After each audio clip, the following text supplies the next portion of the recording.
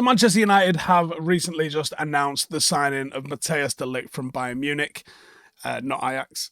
Some people thought it was Ajax. And the deal is far better than we think. Forget what the pundits are saying, majorly the pundits, because they haven't got a clue what they are talking about. The signing of De Ligt is one that really should be getting Manchester United fans excited, because it's a player that we've been linked with, and I've actually been linking them to United for several years, so many times in the past. And there is a very good reason why he has been linked with Manchester United. He is a defensive general, and I think we're going to see that very quickly in a Manchester United shirt. Now, this myth that seems to follow him around and has joined him in Manchester and has found its way to TalkSport and Sky Sports, and even Rio and Paul Scholes have been saying similar sorts of things. And there's a couple of things. One is that he's injury prone. Two is that he lost his place to Eric Dyer. And three, that he failed at Juventus and Bayern Munich. And it just is not true. Now, we've also seen people just massively start to inflate the fee, and this always happens with Manchester United signings. Even more so with this one, I think it's key.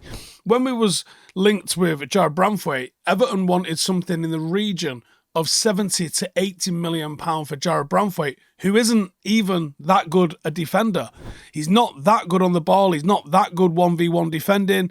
There's all sorts of holes to his game, but everyone was quick to just talk about how fantastic he was. Watch his defending, watch De Ligt's defending, and you tell me which one can actually defend. Give you a clue, it's not Jarrad Branthwaite. Now, the fact that Jarrad Branthwaite was going to be somewhere in the region of 70 to 80 million pound, and essentially for half of that, we've managed to get De Ligt. And for a little bit more, we managed to also bring Mazraoui. And Manchester United are just in a far better position than we were a month ago. And rival fans and rival media, they're calling it already 50 and 60 million. 60 million euros is the combined total for Mazraoui and De Ligt. Euros, not pounds, but people are already just absolutely stretching it to a little break. Right, listen up, everyone. We've all got our own bad habits, right? Whether it's biting your nails, spending too much time on your phone, or, the other one. It's tough to break free. But what if I told you there was a new healthy way to handle certain cravings, introducing Fume? Now, that's the sponsor of today's video, and it's a leader in the flavoured air category. And it's a revolutionary flavoured air device. It smells like chewing gum. Right, it smells awesome, to be fair. It's a revolutionary flavoured air device that is designed to be the perfect alternative and an enjoyable way to fill that void in a natural, guilt-free way, giving you something to reach for without any of the downsides. Now, it's an award-winning flavoured air device, and it's actually really cool looking, and it's quite satisfying to use. It's really well made, it's quite weighty, it's got a high quality design, and it looks cool. It's not addictive, there's no nicotine, no batteries, no toxic flavours, and it's a pretty good way to replace a bad habit with a good one. Now, you can get all sorts of different flavours. There's cinnamon hearts, there's black licorice, there's going to be something for everyone. This is spearmint, and it's pretty popular because it's refreshing, gives a nice clean sensation without none of the guilt. It draws flavour into your mouth, not your lungs. It's total guilt-free alternative if you're trying to ditch a bad habit. There's no vapor. You can use it anywhere, and it's going to help with things like anxiety. There's all sorts of magnets, snaps, and clicks, and all you got to do is sort of spin it around and adjust how much airflow comes in. If you've got a bit of a habit that you're trying to kick, then this is a bit of a game changer. If you're looking to replace a bad habit with something new and something that's guilt-free, then there's over 300,000 people have had a bit of a success story with trying it, and there's a limited time only. If you use the code Stephen Howson, that's STEPHENHOWSON, then you're going to get a free Fume base when you order your journey pack. So head over to tryfume.com. That's tryfum.com. Use the code Stephen Howson or scan the QR code on the screen to get your free Fume base right now. The agenda, once people have got over the reality of the price, turns to De Ligt's availability. And this is a myth that has really populated throughout social media. He's had injuries, right? But he's not been, he's certainly a little bit more reliable than Luke Shaw, should we say. Now, they blame the injuries and then they blame the quality. So let's look at the reality for it. Okay, Bayern's first choice centre-half is Upamecano. Great player. He in 2 seasons has featured 76 times for Bayern Munich. De Ligt has featured 73. The only consistent injury struggle that he faced was he's had a knee ligament tear, which he got in November 2023. And that happens, obviously. The injury-prone argument is false. And the fact that, it's sad that I've seen some pundits say that he couldn't get in over Eric Dyer, because it's just false. De Ligt has factually been more available over the past 2 seasons than any Manchester United centre-half. So he immediately comes in and improves Manchester United's availability and injury defensive options. And then obviously they bring this Eric Dyer thing up. They love to say that Eric Dyer pushed De Ligt out of the team. Again, not true. The truth is that since joining Bayern Munich, Eric Dyer featured 15 times in the Bundesliga. His partner for 14 of those 15 games was De Ligt.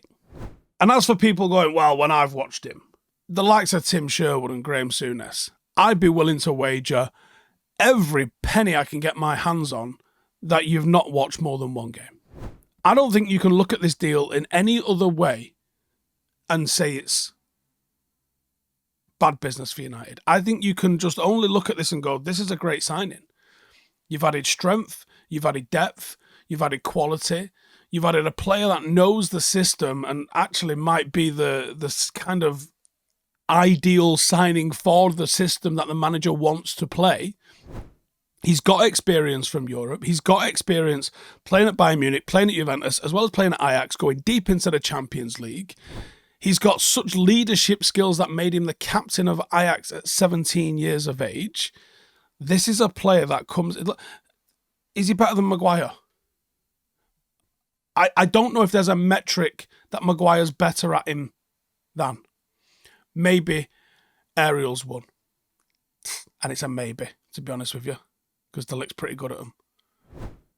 But when it comes to box defending, one-to-one defending, marking the back post, awareness, being aware of just what is going on around you, playing out, receiving it, turning, moving the ball up the pitch, the speed of thought, every single other aspect of defending and communication, De Ligt wins. And he's coming in at £40 million. When Arsenal just sold Emile Smith-Rowe for 35 to Fulham, basically the same sort of money got De Ligt in at centre-half. You can't tell me this is a bad signing, because this is objectively not a bad signing. So why are people out here telling Manchester United fans this is a bad signing? Manchester United have messed up here. They've got a Bayern reject. Well, the Bayern reject thing is another thing that's just provably false. Bayern Munich fans started a petition to not sell him. Could you imagine Manchester United selling Harry Maguire and there being a petition to not sell him? Could you imagine Manchester United selling any player outside of Mainu or Martinez and there actually being a petition for him not to be sold? Just think about what would you need to be sold, or who would you need to be sold before you was like, no. I am going to write a petition because I don't agree with that. Who would you even do that for in a Manchester United shirt? De Ligt gone to Juventus at a time when, they're in the sort of post-Bonucci, Colaccini kind of era. They've had, at both clubs, new managers, constant rotation of managers at the clubs that he's gone to at Juventus and Bayern Munich. He's not had stability. In a way that some signings have come to Manchester United and been good players, the likes of Juan Mata and that, and just not really jived with the managers or the system that those managers want to put in. A similar sort of thing has happened with De Ligt. And that's why I think he's jumped at the opportunity to come and work with Erik ten Hag and play for Manchester United. Like, United are going into this season, like I said, man, we haven't directly, straight up, unequivocally improved the starting 11. But we've taken away some weaknesses. And we know this Manchester United team can go toe-to-toe. We've beaten Manchester City. We've beaten Liverpool. I think we didn't beat Arsenal last season. Don't think we did, at least, anyway. But we can beat every other team in the league. What United have to do is be better against the middle and the bottom. Our form against the top sides was all right. All right. No, not great, but it was all right. If our form would have been better against the mid-table lot, we would have finished inside the top 4. No, we're still not on for a title charge, but we are absolutely putting ourselves into the position where we can just be assured of a top 4 place, comfortable inside the top 4, and then you start building towards winning the league. And we will win the league again. Now, I don't think it'll be this year, but imagine it is. Imagine we just kick off right. Because you could actually lose to all the top teams as long as you was flawless against everyone outside the top 4. Now, chances of that happening are slim, aren't they? Let's be honest. But imagine we did it. Imagine how good it's going to feel winning that league again. It's been 11 years. That soon starts to turn into 20, as Arsenal fans will tell you. Imagine how good it's going to be to win that league again.